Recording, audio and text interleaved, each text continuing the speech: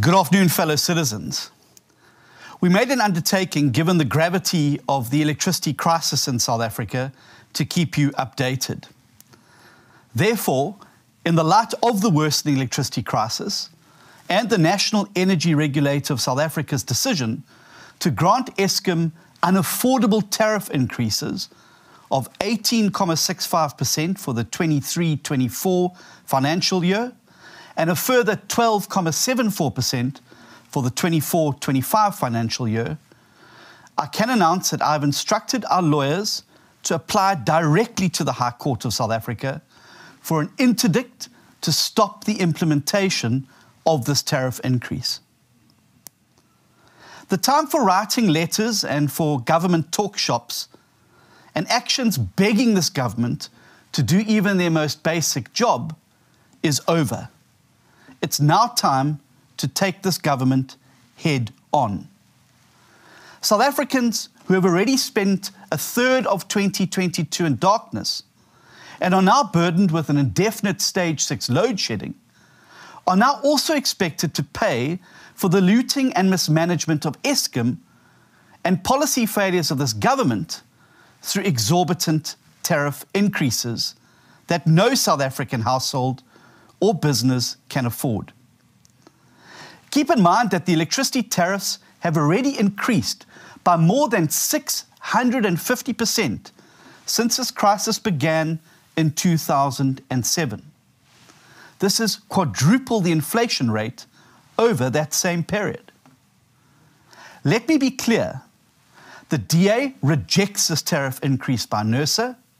We reject stage 6 load shedding, and we reject government's poor response, or rather their complete lack of response, to the biggest crisis our country has faced in the history of our democracy.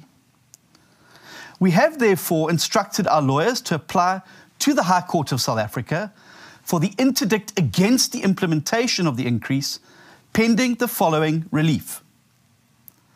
Firstly, to have NERSA's decision of the 12th of January 2023 declared inconsistent with the Constitution of the Republic of South Africa, to have it declared invalid, and to have it set aside. Secondly, to have the ongoing and repeated decisions to implement load shedding declared inconsistent with the Constitution and therefore invalid, and to have these decisions set aside. This includes the disastrous load reduction. Thirdly, to have government's response to the ongoing energy crisis declared inconsistent with the Constitution and invalid. Fourthly, to have government's response to the crisis declared as having failed to respect, protect, promote and fulfill the rights contained in the Bill of Rights, thereby limiting the right of citizens to human dignity, the right to life, the right to an environment that is not harmful to health and well-being, the right of access to healthcare services, the right of access to sufficient water, the right to basic education, and the right to access courts. As part of this application, we will also ask that the court directs government to file, within 30 days, a comprehensive and measurable plan, including short-term, medium-term, and long-term steps to avert this energy crisis. It has become abundantly clear that this government will not act in the interests of the citizens of this country, including protecting them from blackouts and unaffordable electricity tariffs, unless they are compelled by a court of law to do so. It is the DA's sworn duty as the official opposition to hold government to account and to ensure that at all times they act in the interests of the people of South Africa. If that means taking them to court to force their hand, then that is precisely what we will do.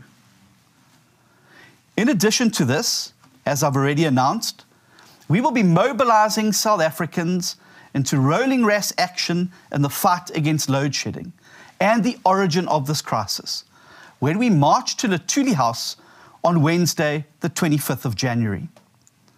This Power to the People march is directed at the party whose corrupt policy of cadre deployment, their corrupt tender manipulations, and their mismanagement has been directly responsible for the crisis that we now find ourselves in. We ask that everyone in the Gauteng area join us on the day, and that people elsewhere follow our social media pages and those of their local DA structures for details of similar protests in their towns and cities. South Africa, it's become abundantly clear that this government has no intention of helping the people of South Africa. It is clear that our president is unwilling and unprepared to stand up to the corrupt and inept in his own party who are holding us back from putting power into our energy grid. It is not good enough to simply sit back now and expect this government that has made hollow promises since 2007 to address this crisis to do anything concrete about it. We have a president who talks a lot, but who does very little. And that is why we're now calling on all South Africans to unite on this key issue, to stand up and show this government that we are not prepared to pay the premium for their corruption, their maladministration, and their poor policy choices. And so I'm urging us to stand up, shoulder to shoulder, and let's be counted. It's time to cut the ANC's power, because this is how we take our power back. See you on the streets, South Africa.